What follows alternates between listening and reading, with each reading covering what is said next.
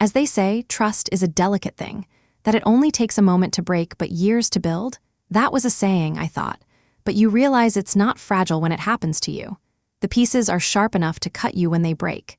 This is the tale of how the two people I trusted the most in the world gave me a hammer and challenged me to break it. My name is Rachel, and I am 32 years old. They attempted to destroy my life, my sanity, and my trust. My sister and the man I was supposed to marry attempted to have me deemed mentally unstable so they could take my house, but I ended up using the broken pieces to construct a fortress they could never touch again. They told everyone I was going crazy, they falsified documents, and they believed they had won. However, they made a crucial error. They were unaware that beating the gaslighters at their own game is the best way to prove that you are not insane. I destroyed them completely and used their twisted plot in this way. Everything seemed perfect before my life fell apart. Deceptive. I loved living in Austin, even though it wasn't a fancy life. I had wonderful friends, a home that was my haven, and a job that I was good at. My parents had left me a lovely craftsman-style home with a massive oak tree in front. There was a memory in every square inch of that location. It was the only location on the planet where I felt secure. My anchor was there, followed by my fiancé, Mark. He could enchant an entire room in a matter of minutes. We had been engaged for 1 year and together for 5. After my parents died, he held my hand and helped me paint the living room. I believed he was my future, as sure as that old oak tree. In retrospect, I realized that my love for him was innocent. And then there was my sister, Chloe, my younger sister. She was complex. She was the butterfly darting to the next new thing while I was the steady, responsible one growing up. I used to tell myself that our quiet rivalry was typical sister behavior, but I cherished her. "Of course, you can stay with me," I said right away. She called me crying. Her landlord had sold her apartment and she had nowhere to go. Mark was all for it. "Stay as long as you need to, we'll figure it out." The first week was almost enjoyable, akin to a sleepover. "She's your sister, Ratch. Our home is her home." We would watch vintage films and sip wine, but a week stretched into a month. Her job search resembled browsing Instagram while lounging on my couch. Little things began to feel a little strange, and her belongings began to clog my personal space like a weed throughout the house. A strange look here, a strange remark there. Mark began to work later. Additionally, when he was at home, he and Chloe would have these hushed discussions that would end as soon as I entered a room. Chloe would smile a bit too and say, "Planning a surprise for you." I disregarded my instincts because I was so desperate to believe in them.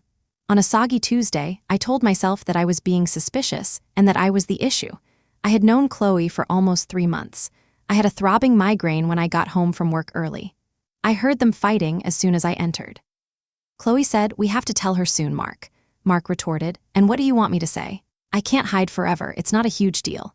"Hey Rachel, I'm sorry, but do you need to move out of your master bedroom? It's the biggest room, it makes the most sense for the nursery. She can have the guest room." Nursery, the roaring in my ears drowned out the pain in my head as I leaned against the wall. "It is a big deal, Chloe." Mark's voice was rising as I gasped for air. "We must be delicate because this is her house." "Delicate? We're past delicate," she sneered. I didn't stay to hear more. "Do it tonight." I got into my car, backed out the door, and went for a drive. Nursery, master bedroom. The words were nonsensical. It must have been an error. It sounded too good to be true. Not my sister, not my fiancé. They sat me down on my couch that evening. As a team, they sat close to one another. Mark held her hand. "Rachel," Chloe began, her eyes brimming with phony pity. The world turned upside down when Mark and I announced that we were expecting a child. Mark refused to look at me when I looked at him. Like a statue of guilt, he gazed at the ground. "What?" I whispered, the engagement ring on my finger feeling heavy. "We fell in love, Ratch," Chloe continued, her voice so quiet it made me nauseous. "It was there. It happened. We didn't mean for you to get hurt. And now with the baby. We were hoping you'd understand. We need the master bedroom for the nursery. Not a request, an order. In my home for my parents' room."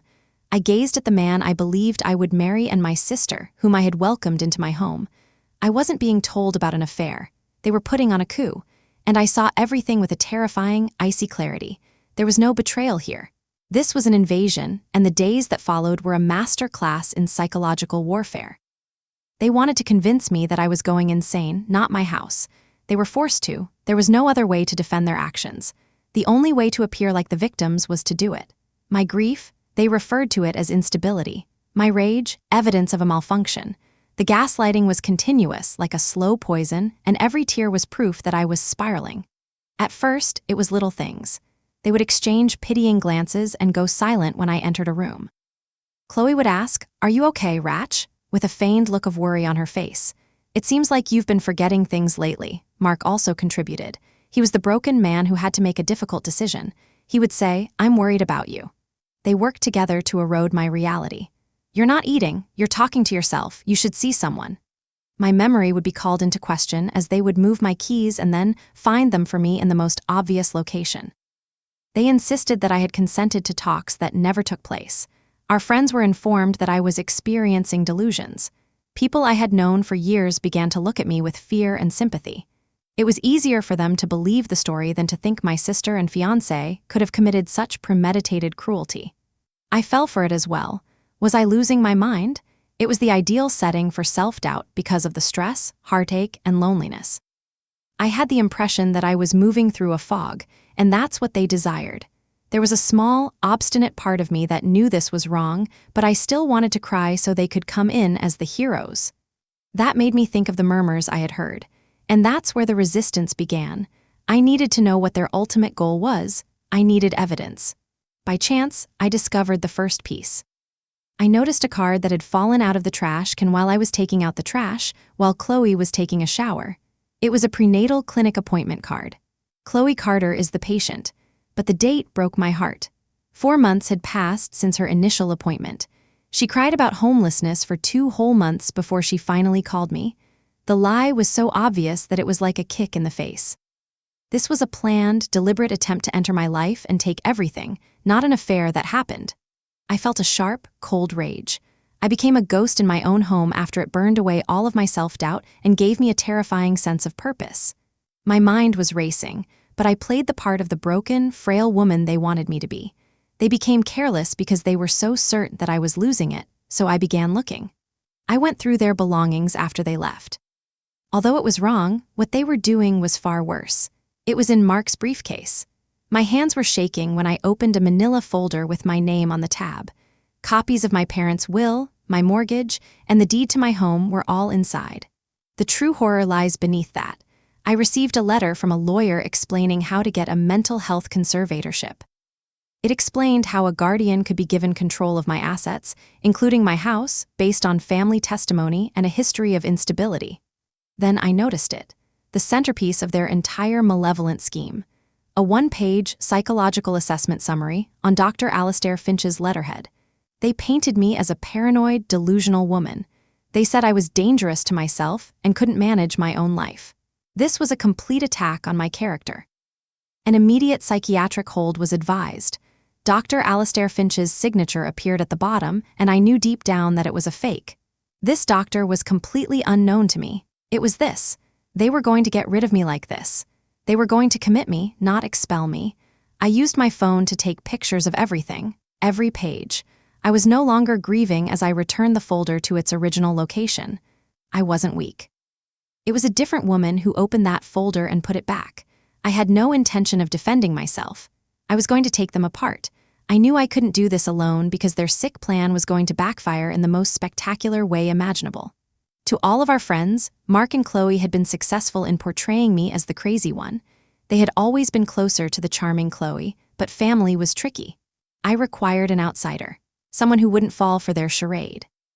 Then a name that I hadn't considered in years, my cousin Liam, came to mind. The black sheep in the family was Liam, a quiet tech guy who had a falling out with everyone years before. He was intelligent, cynical, and above all, he didn't care about our family. He would be unbiased. I called his cybersecurity company after finding it online. He was shocked to hear from me, but he agreed to meet. I told him the whole crazy story at a coffee shop a long way from my house. The plot to steal my house, the gaslighting, the affair. His entire face hardened when I showed him the photos on my phone and the fake psychiatric evaluation. He focused on the signature. "Dr. Alastair Finch," he whispered. His fingers flew as he took out his laptop and said, "Give me a sec." After 10 minutes, he turned the screen to face me. "All right," he said. He gestured to the screen and said, "Dr. Alastair Finch is real. He's based in San Antonio. But get this." With a wave of relief, I exhaled. There's no way he signed this. He's been on sabbatical in Europe for the last 6 months. 100%, Liam said. At that point, my counterattack began to take shape. And it's a felony. They could go to jail for this, but we need more than a good guess. We need concrete proof. Liam was a blessing. He assisted me in locating Ms. DeLuca, an amazing attorney. This is a criminal conspiracy, Rachel, she told me in a steely voice, and her expression was one of pure, controlled rage when I presented her with my evidence. She specialized in fraud cases. We can destroy them with this. The plan was straightforward. That forged document is their key to everything, and it's also their biggest weakness. We first required a sworn statement from the actual Dr. Finch. My tech whiz, Liam, located his email address. I sent him a letter outlining the circumstances. He was so appalled that his name was being used that he responded within moments. As soon as we sent him a notarized affidavit, he agreed to sign it. Ms. DeLuca then gave me my next assignment. They think you're unstable, she stated. I began recording them because I said, use it. Let them think their plan is working. The more they talk, the more rope they have to hang themselves. I used my phone's voice memo app. Every recording was another nail in their coffin. Liam even assisted me in setting up tiny cameras in the kitchen and living room.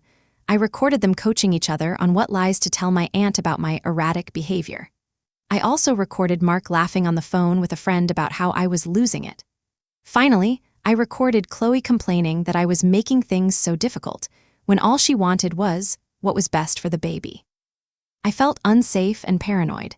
A story that was a perfect fit for their narrative, so we pretended it was a new security system.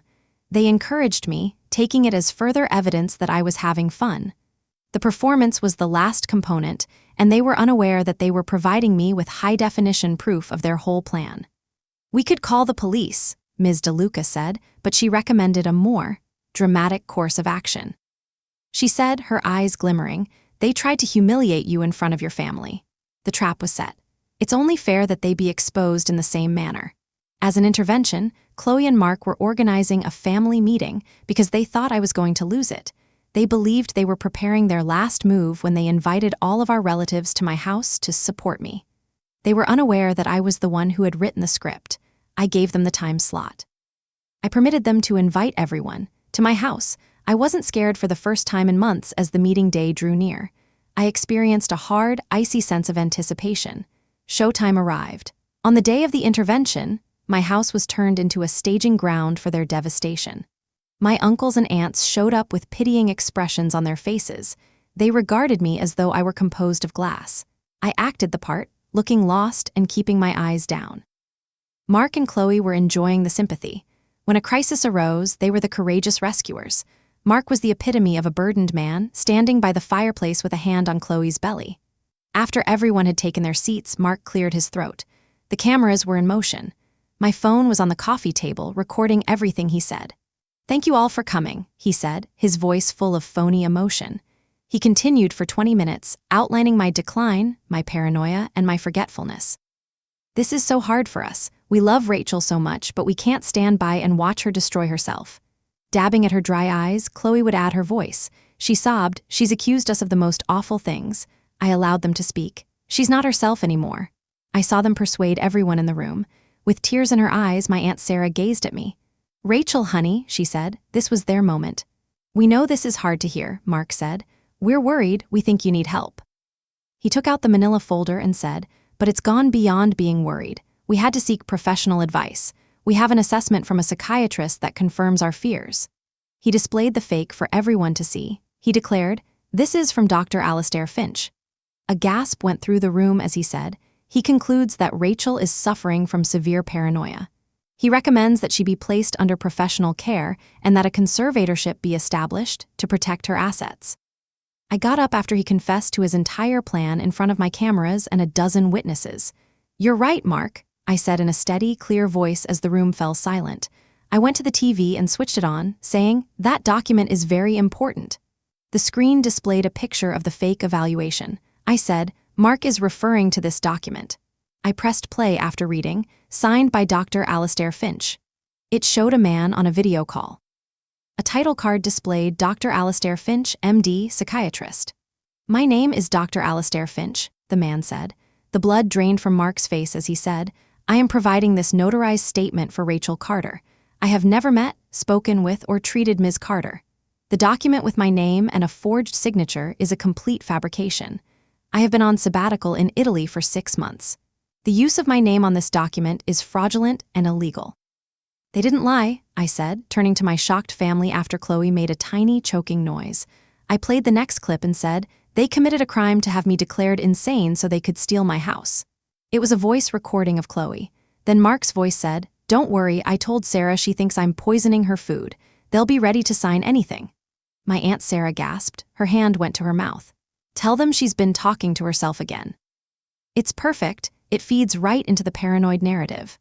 The video of them giggling in my kitchen, the audio recording of Mark's conversation with the attorney, and I took the picture of Chloe's prenatal appointment card months before she arrived at my house.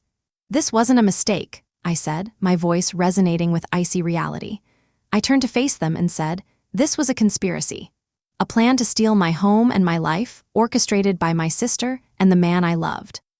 Chloe was crying because she was afraid of getting caught. You wanted to destroy me, I said, staring into Mark's eyes as he stood motionless, the folder still in his hand, his face a mask of sheer horror. As if on cue, there was a knock at the door, so I went over and opened it. You wanted to call me unstable. You wanted to prove I was crazy. You know what's crazy? Thinking you could get away with it. My lawyer, Ms. DeLuca, and 2 police officers were standing on my porch. Good afternoon, Ms. DeLuca said as she entered. The room exploded as the officer said, Officers, this is Mark Jacobson and Chloe Carter. You have a warrant for their arrest. The charges include forgery, conspiracy to commit fraud, and attempted illegal conservatorship. As the officers approached Mark, he dropped the folder. Chloe let out a pitiful, high-pitched cry. I felt nothing but a deep, hollow calm as they were handcuffed and read their rights in front of the family they had attempted to deceive in my living room. They had not failed in their plan. It had exploded, and they were at ground zero. The consequences were complete and instantaneous. Mark and Chloe were forced to enter guilty pleas to lesser charges to avoid a trial due to the overwhelming amount of evidence I had. Mark's reputation was ruined, and he lost his job right away. Because of the pregnancy, Chloe was placed on probation, but our family was serving her actual sentence. They were appalled. According to what I've heard, Mark and Chloe got into a nasty custody dispute after the birth of their son, not out of love, but out of resentment. As for me, I took back my life because their ideal plan had degenerated into a miserable reality that they had created. I had the locks changed the day following the arrest. I removed all traces of them from my house. It takes time to recover from such a profound betrayal. I no longer have the trust I once had, and it may never return. I'm not broken, but the cracks will always be there. I discovered a strength within myself that I was unaware of. I discovered that the only thing I can ever rely on is my instinct. I've never been closer to my cousin Liam. Additionally, my house is no longer a house. It's a stronghold. It represents my survival. I still think about them, but I no longer feel sad or angry. I have a subtle sense of fairness. They attempted to create a narrative in which I was the insane victim. They were unaware that they were teaching me how to manipulate the shadows by attempting to force me into the dark. They believed they could shatter me, but instead, I became the tale they would have to live with for the rest of their wretched existence. And that's a more satisfying form of retaliation than I could have ever dreamed. If you liked this tale of justice and retribution, please subscribe for more updates. Have you ever experienced someone you trusted betraying you? Leave a comment below with your thoughts. I appreciate you listening.